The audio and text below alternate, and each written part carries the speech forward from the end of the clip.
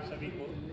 आज जो हमने डाइट में काम किया है इतने दिनों तक, बहुत सारे रिस्पेक्टेड फैकल्टी मेंबर, बहुत डिफरेंट इंटर कॉलेजेस से जो हमारे बीच में लेक्चरर, सहायक अध्यापक एलडी और प्राइमरी के टीचर्स आए थे, तो सब ने मिलकर ये सेंटर ऑफ एक्सीलेंस और DRG mathematics, district resource group of mathematics, जो है कि पूरे डिस्ट्रिक्ट से जो सेलेक्टेड टीचर्स हैं जो मैथमेटिक्स में काम कर रहे हैं वो लोग आए, तो उनके द्वारा ये सारा काम किया गया है। तो इसको मैं वन बाय वन आपको एक्सप्लेन करता हूँ।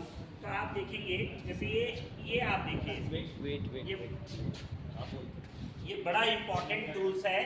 आप लोग ट्रिग्नोमेट्री पढ़ाते हैं, तो इसमें आपने देखा होगा कि बच्चों को दो एंगल में बड़ा डाउट होता है, एंगल ऑफ एलिवेशंस और एंगल ऑफ डिप्रेशंस, यानी उन्नयन कोण और जो हमारा अवनमन कोण है, तो उनमें बड़ा डाउट होता है। तो ये ऐसा टूल्स है जिसकी मदद से आप आसानी से उसको क्या कर सकते हैं, एक्सप्लेन कर सकते हैं। फिर ये देखिए, ये प्ले विथ नंबर्स है, ये प्ले विथ नंबर्स है। अब इसको देखिए, ये बहुत इंपॉर्टेंट एक छोटा सा चीज है, लेकिन ये मैथ्स के छोटी एलिमेंट्री क्लासेस के 6, 7, 8 के बहुत सारे डाउट्स को दूर करता है कि किस तरीके से ये -3 और -2 को हम दिखा सकते हैं। ये बहुत इंपॉर्टेंट जो TLM है ये उसको शो करता है। सर एक बात बोलना चाहूँगा इसमें, ये बीच में जो इसमें दे रखे हैं ये ऑपरेटर्स हैं, इनको ऑपरेटर लेना है। और ये -3 और -2 जो ब्रैकेट में लिखा हुआ है, इसको हम कल डिस्कस भी कर रहे थे, चाहे हम इसको प्रॉफिट और लॉस से देखें या फिर हम इसको जैसे कि ये नंबर लाइन है, अगर हम जैसे कि हमेशा हमारे डॉक्टर साहब नौटियाल जी कहते हैं कि हमेशा पॉजिटिव की तरफ मूव करके रहता है कि अगर हम इस तरफ मूव होगा तो अगर माइनस वाला कोई पार्ट है तो जैसे -2 है तो 2 स्टेप पीछे जाना है, और अगर +3 या +2 कहीं पे आता है तो 2 स्टेप वो आगे जाना है। तो उस कॉन्सेप्ट से भी हम इसको कर सकते हैं नंबर लाइन में हम। और मैं इसके लिए आमंत्रित करना चाहूँगा जिन्होंने सर जिनका इसमें बहुत इंपॉर्टेंट कंसेप्ट है, सर आप थोड़ा सा प्लीज़ सर आप एक बार इसमें अपना करेंगे तो प्लीज़ डॉक्टर पुजारी सर एक बार आप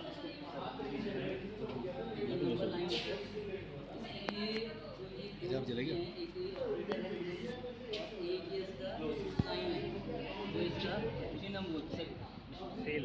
हाँ, तो ये आपका माइनस मीन्स आपका जो है बैकवर्ड, और ये प्लस अगर है तो means forward, backward and forward. Forward means the direction you are facing, ठीक है, यू आर मूविंग फॉरवर्ड, ठीक है। बैकवर्ड मीन्स ये प्लस मीन्स नो टर्न, मतलब टर्न नहीं करना है, और minus turn back side. 180 degree, इसका तो फॉरवर्ड एंड बैकवर्ड। ये जो कंसेप्ट एग्जाम्पल की मदद से आप जैसे ये फर्स्ट क्वेश्चन सर -3 -3 है सपोज कीजिए, तो -3 पे पहले हम इस कदम, तो ये हमारी इनिशियल पोजीशन है 0 पे खड़े हैं। 0 पे खड़े हैं। अब हम -3, तो मतलब माइनस मीन्स बैकवर्ड, जी, ठीक है। तो मीन्स तो हम चले गए, यानी आप -3 पे आ गए। और क्या उससे आप देखिए जो ऑपरेटर है प्लस है, प्लस का operator। प्लस मीन्स हमें आपको जो है डायरेक्शन चेंज नहीं करनी है, हमें टर्न नहीं करना है, जहाँ पे ऐसे रहना है।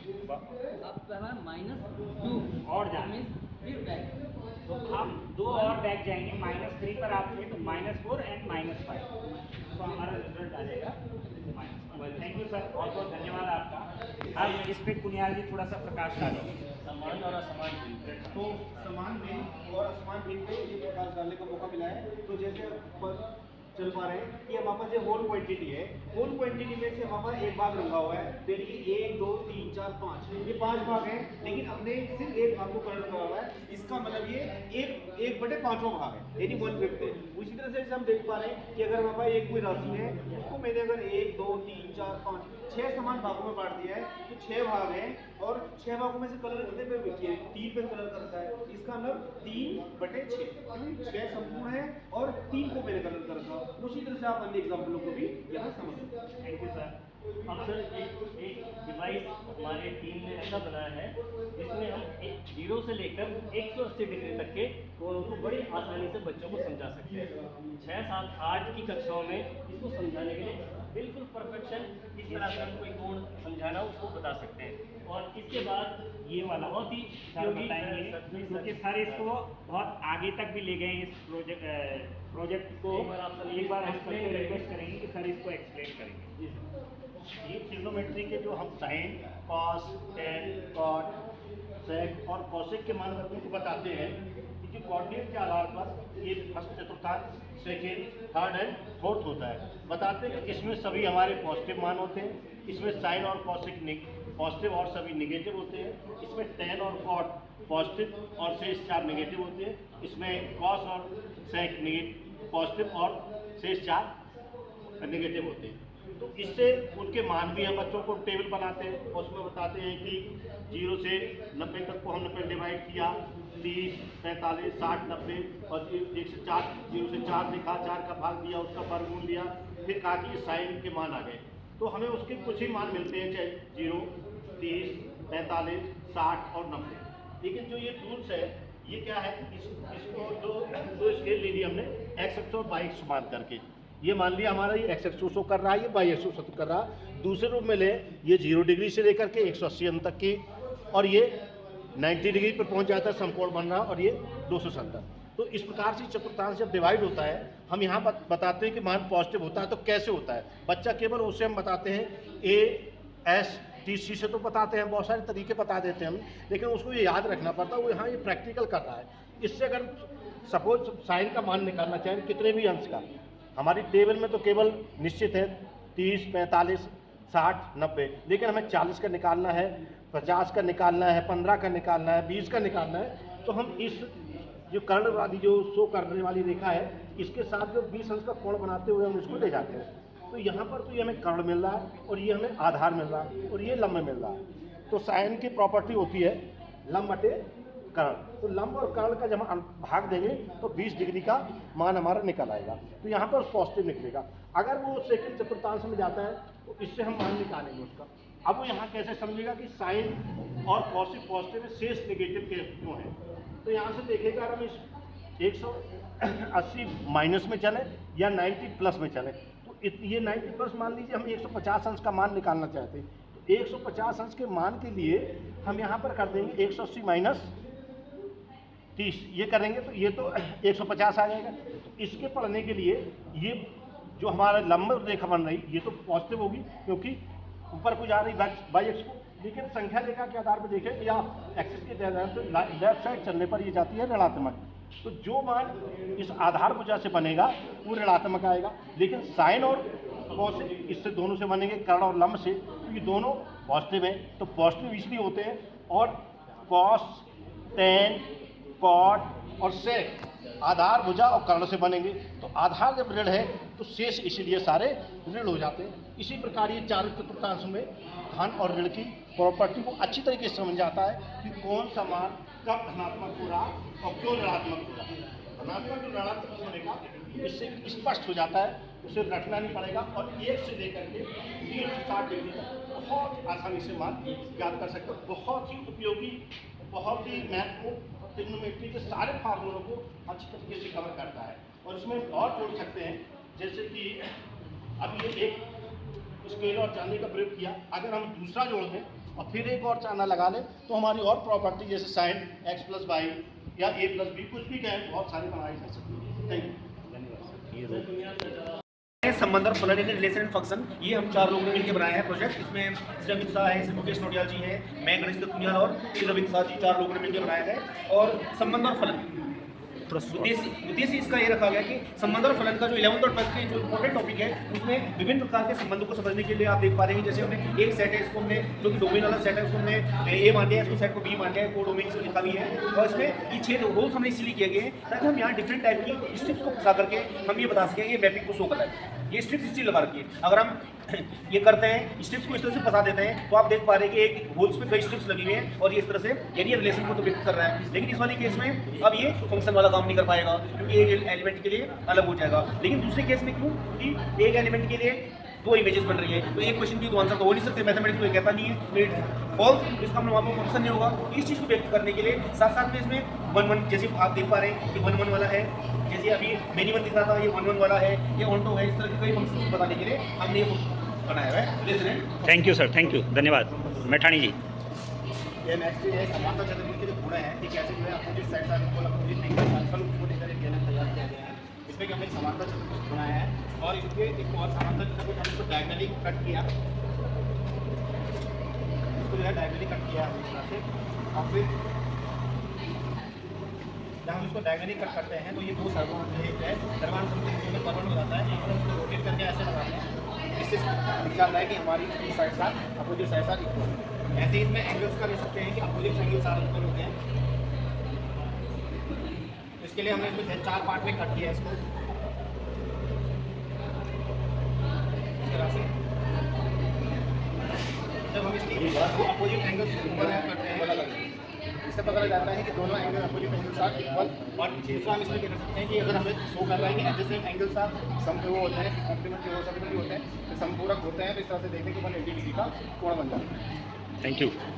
और आइए यहाँ पर मैं आपको बताता हूँ बीजीय सर्व समीकरण के बारे में। बीजीय सर्व समीकरण जो ये है a + b + c का होल स्क्वायर, a + b का होल स्क्वायर की हम ज़्यादातर बात करते हैं स्कूल्स में, लेकिन हमारे पास एक ये भी है a + b + c। जब हमारे पास 3 उसमें सब समीकरणों में ये इस प्रकार से स्क्वायर अगर उसका होता है तो उसका एरिया और उसका परिमाप कैसे हम निकालेंगे, वो इस प्रकार से हमारे ग्रुप के जो कुछ टीचर्स थे तो उन्होंने इस प्रकार से समझाया कि a² और b² और c² इस तरफ दिखा दिए और इस तरह से उन्होंने कवर कर दिए। इसको हटाने पे हम ये भी अलग अलग चीज़ों को निकाल के दिखा भी सकते हैं कि ये और ये इस तरह से ये a² + b² + c² ये हो जाता है अलग अलग, और ये 2 बार c × a 2 बार एक ही कलर में दिखा दिया, और इसी तरह से a × b सेम कलर में ये हो गया, और इसी तरह से ये b × c और ये 2 बार हो गया, तो ये बन जाता है बाद में a² + b² + c² + 2ab + 2bc + 2ca। तो ये सब समीकरण हमारी निकल के आ जाती है। तो अब मैं चाहूँगा आप नेक्स्ट हमारे पास है फ्रैक्शन वॉच, जो हमारे टीचर्स के द्वारा बनाया गया है, और इसमें आप 6 7 8 की बात करें तो फ्रैक्शन की जो एक अवधारणा है उनकी वो हमारे इजीली बच्चे को बता सकते हैं। यहाँ भी जिस तरह से आप देख रहे होंगे ये जो पर्पल का जो पार्ट है वो आधा शो कर रहा है विच इज़ 1/2, और इस तरीके से हम आगे और इसको अगर रोटेट करते हैं तो ये वाला पार्ट जो है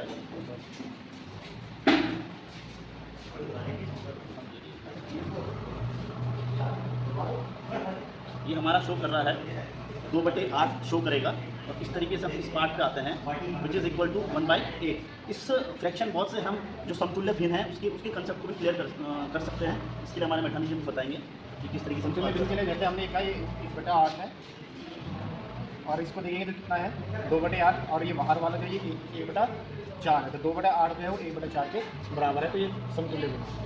अब डॉक्टर नौटियाल जी अब आप इसको समझाएंगे सर। आयत की सहायता ये आयत की सहायता से वृत्त का क्षेत्रफल है। तो आप जैसे देख रहे हैं इसको काटा है और फिर जब इन स्ट्रिप्स को ऐसे लगाया तो ये आपको एक रेक्टेंगल मिल जाएगा। तो रेक्टेंगल का जो एरिया निकालेंगे आप लाइन इनटू ब्रश से निकालेंगे तो वो एरिया इस सर्कल के एरिया के इक्वल हो जाएगा। इसी तरीके से कोऑर्डिनेट ज्योमेट्री है, इसमें डिस्टेंस फार्मूले के लिए हमारे पास ये पॉइंट है और ये पॉइंट है। तो इस तरीके से इससे क्या समझाया गया, डिस्टेंस फार्मूला हमने समझाने का प्रयास किया है ताकि बच्चा लाइव देख के मूर्त रूप में इन चीज़ों को समझने का प्रयास करे। ये सर का बहुत अच्छा मुझे लगा मैठानी जी का a + b का होल क्यूब इन्होंने इसमें समझाया है। थोड़ा सा सर इसमें प्रकाश डालेंगे सर। ये एक क्यूब का मैं एक क्यूब दिया, इसके डायमेंशन साइड से ए है और एक बी क्यूब इसकी साइड से बी है, और ऐसे हमने जो है 6 पार्ट में इसको डिवाइड किया। जैसे ये है तो इसकी एक साइड ए है और एक साइड बी है, तो इसका जो वॉल्यूम हो गया उसका हो गया a² b। ऐसे ही हमने इसको जो है अरेंज किया तो ये हमारा हो जाएगा आपका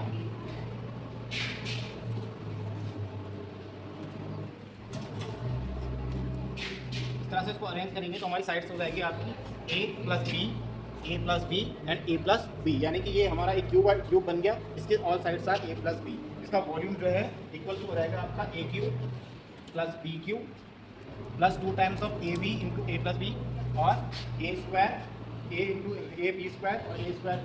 इसको ऐड कर देंगे तो हमारा जो है a + b का होल क्यूब का फॉर्मूला तैयार हो जाएगा कि a + b का whole cube equal to a³ + b³ + 3ab × a + उसको भी करो। ये इसमें मैं बताना चाहता हूँ, एक वृत्त के केंद्र से एक जीवा को समद्विभाजित करने के लिए खींची गई स्पर्श रेखा जीवा पर लंब होती है। इसको हम प्रूव करना चाहते हैं। तो हमने देखा कि हमारे पास एक सर्कल दिया हुआ है, सर्कल का सेंटर आप देख पा रहे हैं, सर्कल की एक जीवा हमने ए बी मान लिया, आप देख पा रहे हैं, ये और भी लिखी हुई है, और हमने ओ से इस पे जो जीवा ए बी पे एक लंब डाल दिया OM। अब हमें ये बताना है कि इसके द्वारा जो दो ट्रायंगल बनाए गए हैं, दोनों के दोनों आपस में समसम होते हैं और ये इस पे परपेंडिकुलर होती है, ये हमें बताना है। तो हम देख पा रहे हैं कि सबसे पहले हमने दो त्रिभुज लिए, एक तो OM लिया हुआ है और एक OBM लिया है। उसमें हमने तीन बातें दिखाई कि फर्स्ट OA बराबर OB करके, क्योंकि वृत्त की त्रिज्याएं हैं, उसी तरह से AM बराबर BM और साथ में OM बराबर OM। इसका मतलब दोनों ट्रायंगल हमारे जो है कॉन्ग्रुएंट हो गए, यानी कि दोनों त्रिभुज हमारे सर्वांगसम हो गए, क्योंकि SSS प्रॉपर्टी लग गया। जब ये दोनों त्रिभुज यहाँ से हमारे सर्वांगसम हो चुके हैं, तो इसका मतलब हमें प्राप्त होता है कि यानी ये एंगल और ये एंगल इसके बराबर होगा, x + x बराबर 2x, x + x = 180, क्योंकि सीधी रेखा है, 2x = 180 और x = 180/2, दैट इज 90। और इसका मतलब ये होगा कि OM is perpendicular over the त्रिज्या जीवा। आप सभी का धन्यवाद, चैनल को लाइक करें, सब्सक्राइब सब्सक्राइब